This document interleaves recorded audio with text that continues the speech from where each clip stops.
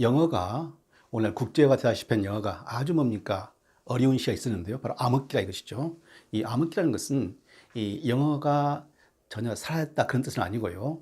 영어가 존재하는데 중하층민들에 의해서 구어체로 말로만 남게 되고 식작층들이 남긴 그 글이라 할지 이 고급스러운 그러한 형태로서는 남지 않는다. 그걸 말하는 겁니다. 그래서 약 노르만 정복이 1066년 11세기인데 150년간 영어가 불어에 의해서 밑으로 내려가게 됩니다. 그래서 이제 지배 계층 노르만드 왕이라든 귀족들이 와가지고 지배 계층을 형성하게 되고 상류 사회를 형성하다 보니까 영국민들이 신분 상승이랄지 자기들의 편의를 위해서 불어를 배우게 되는 것이죠. 그래서 그러한 상황에 대해서 이제 한탄하는 그런 역사가 됐게 되었습니까? 하층민들의 언어로 전락했구나. 영어가 사라진 것이 아니고 중세영어가 그대로 뭡니까? 밑으로 지하세계로 들어갔다 이것이죠. 자, 그런 과정에서 이제 그럼 어떻게 해서 영어가 다시 이제 긴 잠에서 깨어나게 되느냐? 예, 그걸 보게 되는데요. 그러한 역사는 13세기 초에 서서히 발생이 됩니다. 먼저 이 노르만 영국, 그러니까 노르만에서 왔던 그 왕들, 그 후손들, 그 귀족들이 그 당시는 뭡니까? 그러니까 11세기, 12세기 그 경이죠. 그때는 이 영국 영토, 영국 자기를 다 가지고 있고 동시에 프랑스에서도 엄청난 땅과 자기를 가지고 있었습니다. 그러니까 그 초기에 3대 왕에 걸쳐서는 거의 뭐 제2기간 반 동안을 프랑스 고향 그 노르만디에서 지냈던 것이죠. 그러니까 영국에 큰 관심이 없었던 겁니다. 그러니까 이 노르만 영국 왕과 귀족들이 두 집 살림을 하게 된 것이죠. 두 집 살림. 영국에 대해서 관심이 별로 없어요. 영어에 별로 관심이 없어요. 약간 이제 뭡니까 배우려고 했습니다만은 다 뭡니까 아주 적극적인 그런 시도는 보이지 않고 그냥 무산돼 버린 것이죠. 자연적으로 지배 계층이 이제 불어를 사용했기 때문에 거기에 편승해서 불어가 이제 많은 사람들한테 퍼지게 되는 것이죠. 그런데 이제 상당히 중요한 사건이 발생이 됩니다. 프랑스의 필립 왕과 영국의 존 왕 사이에 분쟁이 생기게 돼요. 쉽게 말씀드리면은 이제 이 영국에 온 노르만드족의 왕들이 귀족들이 영국의 땅도 가지고 있고 자기도 가지고 있고 프랑스 노르만드라 할지 프랑스에서도 땅과 자기를 가지고 있게 돼요. 그러니까 프랑스에 있는 그쪽의 왕 귀족들이 너희들 결정을 하라 이것이죠. 왜 두 군데 가지고 있느냐 결정을 하라. 그러다가 계속해서 뭡니까 이 영국에 와 있는 노르만드 왕들하고 프랑스 쪽 왕들하고 영토 문제, 프랑스 내에서의 영토 문제가 끊임없이 자결됩니다. 그래서 승리했다 졌다가 하다가 이 존 왕 때 12세기 1215년 마그나 카타인데요. 이 11세기 말 12세기 초엽에 이 존 왕이 이 필립 왕하고 분쟁을 해가지고 이 땅을 포기하게 됩니다. 프랑스 땅을 져버려요. 전쟁에 져가지고 거의 포기하게 되겠죠. 그래서 이제 노르만디 통제를 포기하게 됩니다. 획기적인 사건인데요. 노르만디를 포기하게 되다 보니까 자연적으로 그 노르만디 땅을 포기한 시점 그때부터 뭡니까 영국의 정치에 모든 것에 몰두하게 되는 것이죠. 그러다 보니까 이 영국민들 섹슨족 후예들을 다스리기 위해서는 자기들도 영어를 배워야 되는 것이죠. 귀족들이 영어를 배우기 시작한 것이고요. 그래서 이제 그걸 계기로 인해 가지고 프랑스와 약간 적대 관계가 되면서 노르만드에 관한 권한을 버려버리기 때문에 귀족들이 왕들이 영국에 지대한 관심을 갖게 되고 그와 동시에 이제 영어가 부상하게 되는 것이죠. 영어가 부상하게 되는 것입니다. 그런데 여기 말한 존 왕은 바로 우리가 뭡니까 제가 영국 인문학 강의 인문에서 말했던 마그나 카타 그때 왕입니다. 1215년 마그나 카타인데요. 마그나 카타는 대헌장이 뜻인데요. 귀족의 권리를 보장하는 것이고 그러니까 세금을 부과할 때도 뭡니까 대표회의를 거쳐 가지고 한다는 거. 그건 왕권을 축소시키면서 귀족들의 권위를 말한 것이죠. 그런데 이제 일반 여기서 말하는 그 자유민의 권리를 보장한다. 여기서 자유민이라고 해서 엄격히 말하면은 귀족을 제외한 평민들 하층을 말한 것은 아니었고요. 이 대개 뭡니까 귀족층을 말한 것입니다. 차오지간 그때의 존 왕이고 존 왕이 프랑스에서 땅을 잃어버렸기 때문에 뭡니까 무지왕 혹은 실지왕 땅을 잃어버린 실지왕이다. 아주 영국 역사에서 무능한 왕으로 남게 됩니다. 바로 이 존 왕이 바로 우리가 알고 있는 로빈 후드 그때 시대의 왕이 되는 겁니다.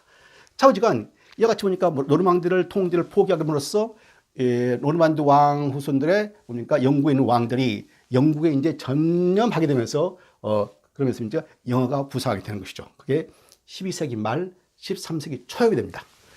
그런데 이게 이제 13세기가 되면서 한순간에 프랑스 남부에 있는 P2 지역의 그쪽 사람들이 대거 영국에 몰려오기 시작합니다. 그래서 그 P2 지역 사람들이 영국의 주요한 관직을 장하게 됩니다. 대법관이랄지 귀족들이랄지 성직 주교들이랄지 이런 사람들이 관직을 장하게 돼요. 그러면 이때 유입한 사람들은 처음에 1066년에 천공 66년에 뭡니까 노르만 콘퀘스트 이때 들어온 사람들이 아니고 100년이 훨씬 지나가지고 또 한 번 프랑스 이 특별한 지역의 사람들이 영국에 와가지고 권한을 쥐게 된 것이죠. 대주교랄지 법관, 주교, 귀족 이런 사람들이죠. 그러다 보니까 이쪽 주의가 권력이 형성되다 보니까 다시 불어가 한순간 또 붕하게 된 것이죠. 그래서 불어가 붕하게 된 것입니다. 그러면서 영어가 좀 약해지게 되겠죠. 영어가 사라진 것이 아니고.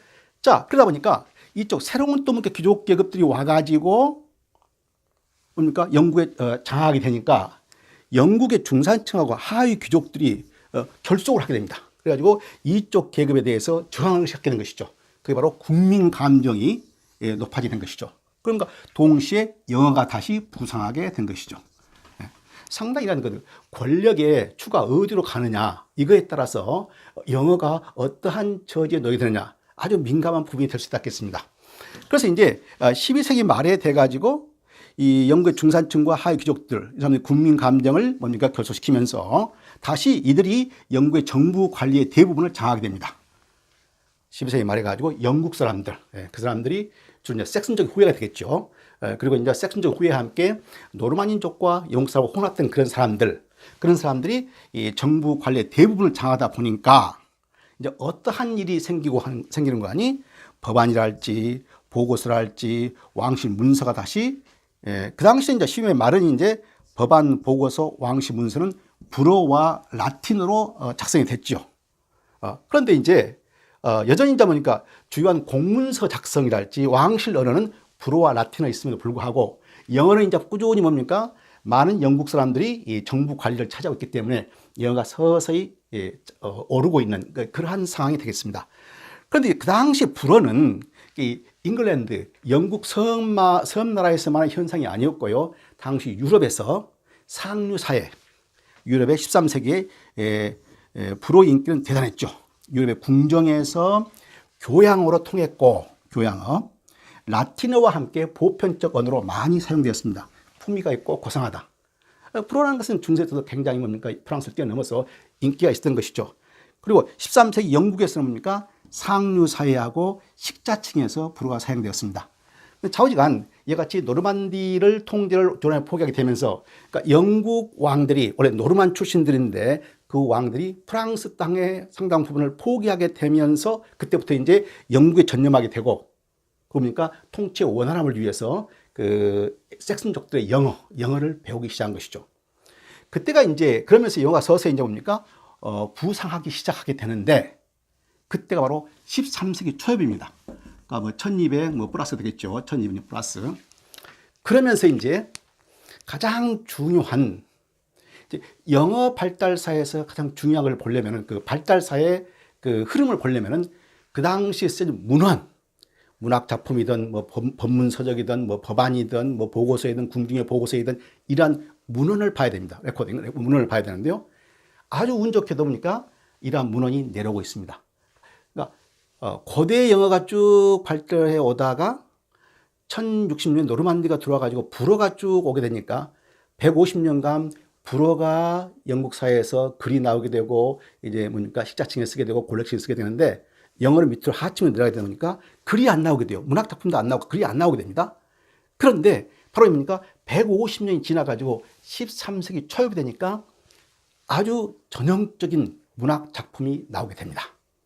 그래서 전 시간에 이제 제가 말씀드린 것은 이제 이와 같이 1066년에 노르만이 들어와가지고 영국 사람을 이제 지배하게 되는데 노르만인들이 그러면서 이제 영어가 발달하게 되는데 이제 중세 영어로 들어가게 되는데 그때 쓰는 영어가 완전히 중세 영어가 아니고 앵글로 노르만, 앵글족들이 썼던 앵글로 섹스너 플러스 노르만 혼합된 영어 형태가 있게 되는 것이죠.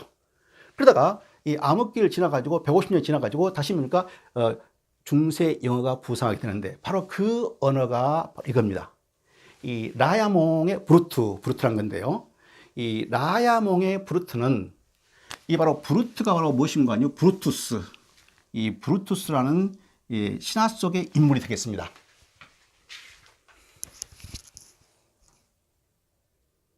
13세기 초에 되면서 이제 그 문학 작품이 나오게 되는데요. 그게 바로 이 라야몽이라는 사람이 쓴 브루트라는 글은 뭡니까? 약간 그 서사시풍의 글입니다. 근데 이건 여기서 말하는 브루트라는 것은요, 이 영국의 일종 뭐 역사와 약간 비슷한 것이고, 이 영문학에서 유명한 아도왕 레전드, 아도왕에 관한 원탁 기사와 그 아도왕 이야기를 다루는 그러한 서사시인데요. 라야몽의 브루트가 나오게 되는데요. 이 브루트라는 것은 이제 브루투스를 말한 건데요. 이 브루투스가 바로 영국의 파운더, 창설자입니다. 이 영국의 파운드에 대해서는 영국의 그 설립에 대해서는 신화적인 요소가 있게 되고 역사적인 요소가 있게 되는데요.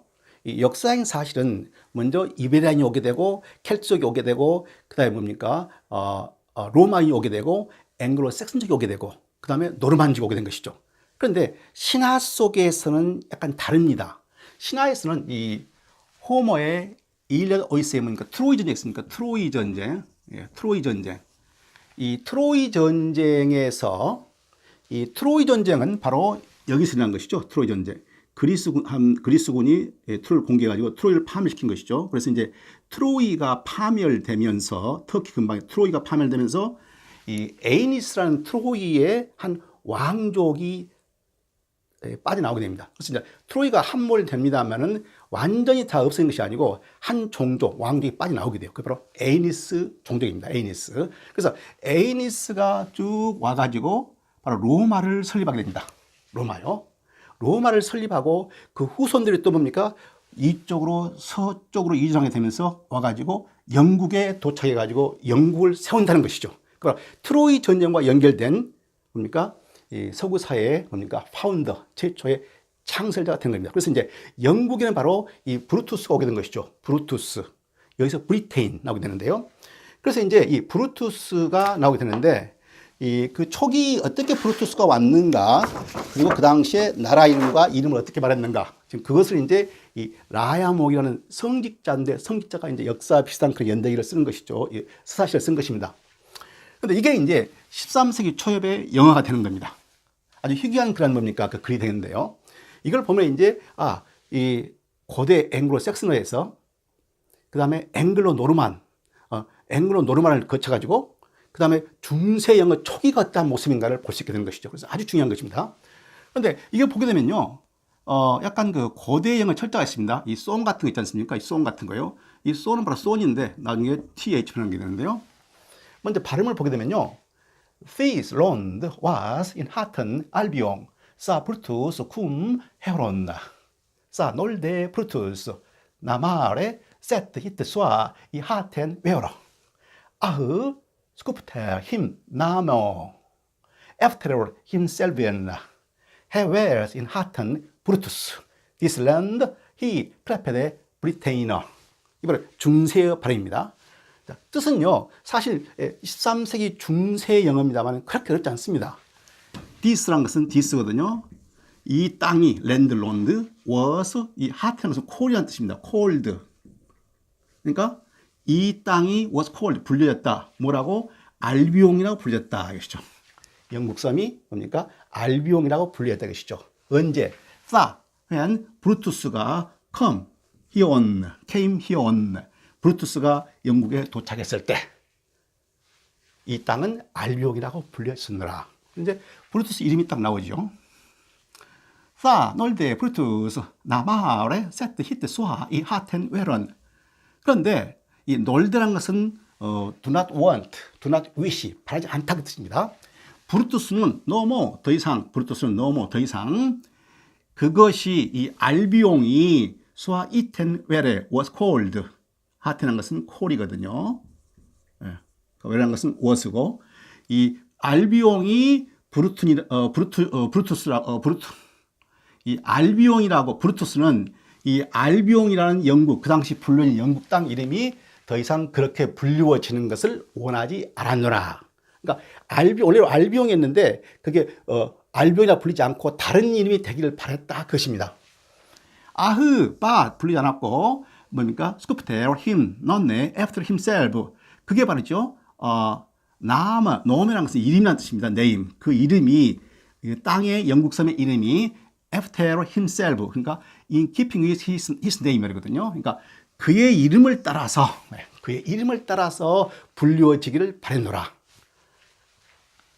He was 이 하텐 브루투스. 그는 뭡니까? 브루투스라고 불리워졌는데 this land he clapped 브루테이너.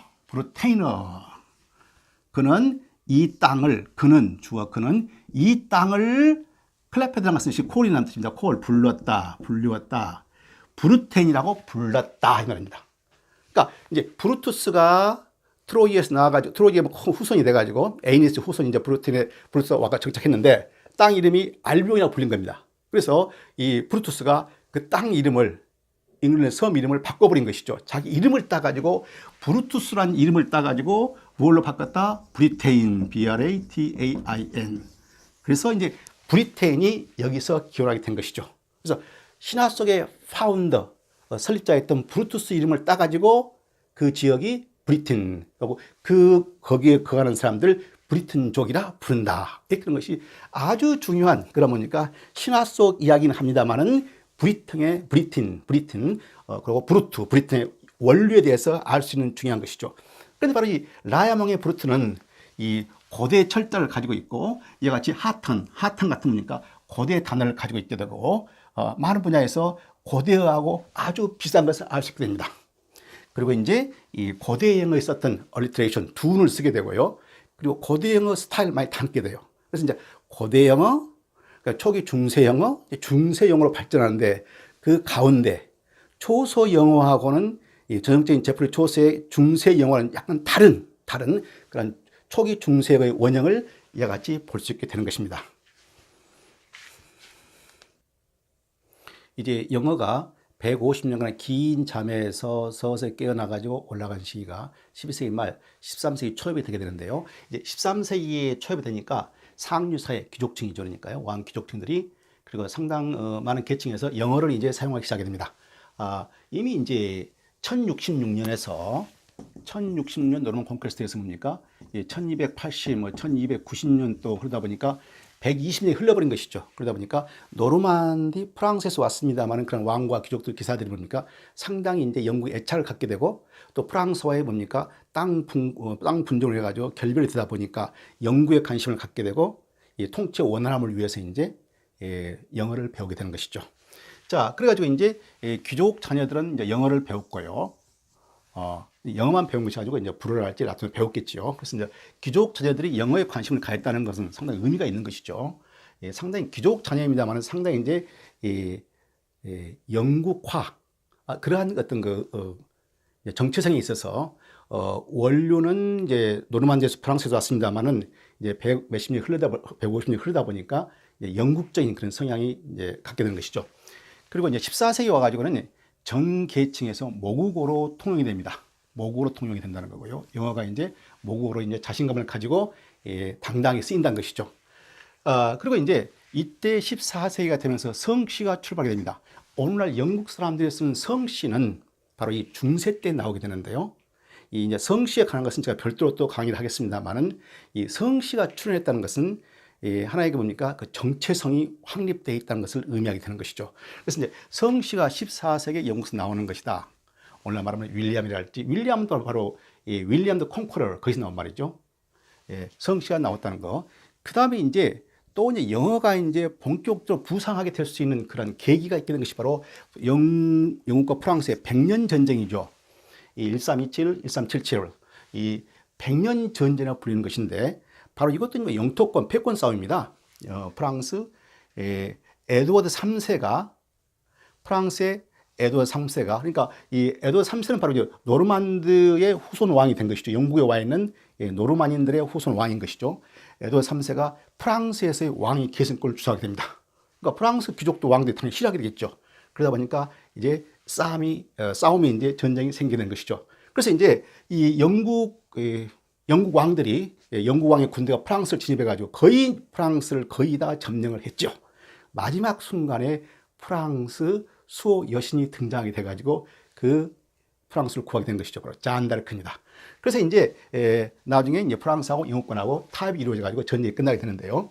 자, 이와 같이 뭡니까? 100년 전쟁의 결과로 영국인들이 프랑스에 대한 적개심이 인하게 된 것입니다.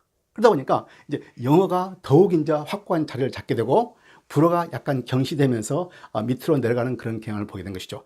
그럼에도 불구하고 불어는 여전히 영국 사회에서 상사에서 유행으로서 교양 있는 언어로서 사용이 됩니다. 그러한 이해가 제프리 조스의 캔터버리 테일스의 프롤로그에 나오는 여자 수도원장이 있게 됩니다. 그 여자 수도원장이 상류사의 예법을 갈망하고 자꾸 그쪽에 보니까 관심을 가지고 그런 문화를 배우려고 노력을 합니다. 그러면서 이제 영어보다는 상류사의 불어를 배워가지고 약간 쇼업, 뽑는다고 할까요? 그러한 양상을 보인 것이 나오게 됩니다.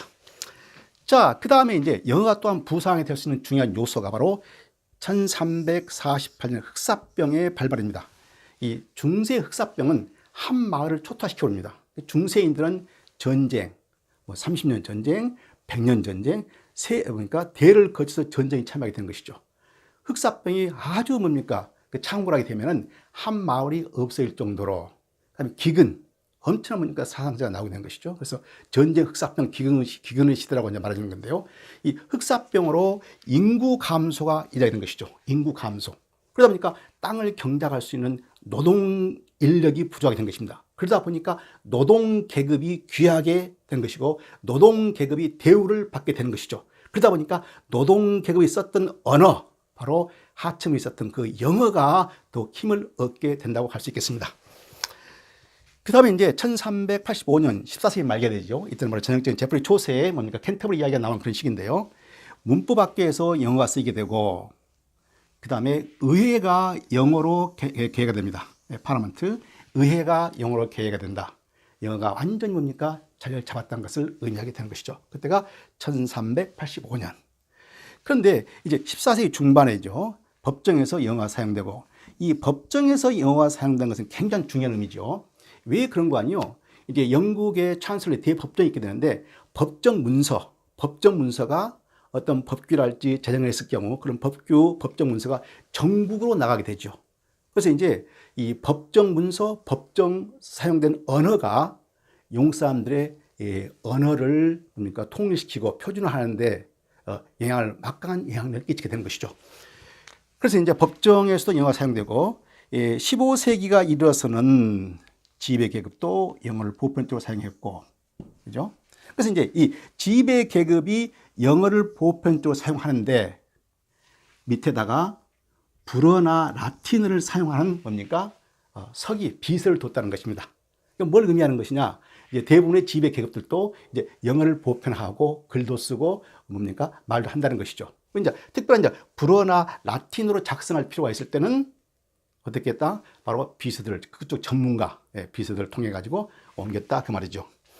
그런데 이제 문제는 글은 늦게 출발합니다. 글은 많이 나오지 않습니다. 이제 영어가 자리를 잡고 상당히 뭡니까? 이제 법정 용어도 쓰이고 하게 되는데 글은 이제 구어체가 영어로서 더 자리를 잡게 되고 이상이 높아지게 되는데 글, 문서랄지 그런 것들은 좀 더디게 발전한다 이것입니다. 그 다음에 이제 15세기가 돼가지고는 영어 문서가 권장이 되고 중요 기록에 영어가 나오게 되고 15세기 후반부에서는 모든 주요한 뭡니까? 기관들이랄지 이런 곳에서 영어 문서가 나오게 되는 것이죠. 그러니까 13세기 후반부터 이제 거의 2세기에 걸쳐가지고 영어가 토대를 타두게 되고 완전히 모국에서 완전히 자리 잡고 이제 뭡니까? 문서로까지 이제 나오는 거. 그러다 보니까 이제 14세기부터는 이제 많은 문학 작품들이 나오게 되는 것이죠. 제프리 조셉 캔터버리 이야기랄지, 그러니까 비어스 블라움이랄지 많은 작품이 나와가지고 문학의 또 전성기를 이루게 되는 것입니다. 또 한 가지 이 영어 성경이 나오게 되는데요. 바로 14세기에 위클리프라는 뭡니까? 종교개혁가가 바로 그러니까 루터의 종교개혁 이전의 연구에서 뭡니까? 위클리프에 해가지고 종교개혁이 일어나게 됩니다. 이 위클리프가 라틴어 성경을 영어 성경으로 번역이 됩니다. 근데 왜 영어 성경으로 번역했느냐? 일반 영국 사람들은 라틴어를 잘 이해를 못한다 이것이죠. 그리고 정확히 이해하려면 자기 모국어인 영어로 됐을 때 이해가 쉽고 성경의 원 의미를 깨달을 수 있다. 그러한 취지하에서 라틴어를 영어로 번역하게 됩니다. 위클리프가요. 굉장한 노력이죠. 그러다 보니까 사람들이 가장 많이 접하는 성경책이 영어로 돼 있다. 그렇기 때문에 사람들이 영어를 접할 수 있는 기회가 많게 되겠죠. 그러한 요인들이 영어를 뭡니까? 확고한 자리를 매기고, 그러니까 표준 영어, good English랄지 영어의 위상을 높이는 데 기여하게 되는 것이죠. 그래서 이제 위클리프의 영어 성경은 굉장한 의의를 갖게 된다고 할 수 있겠습니다.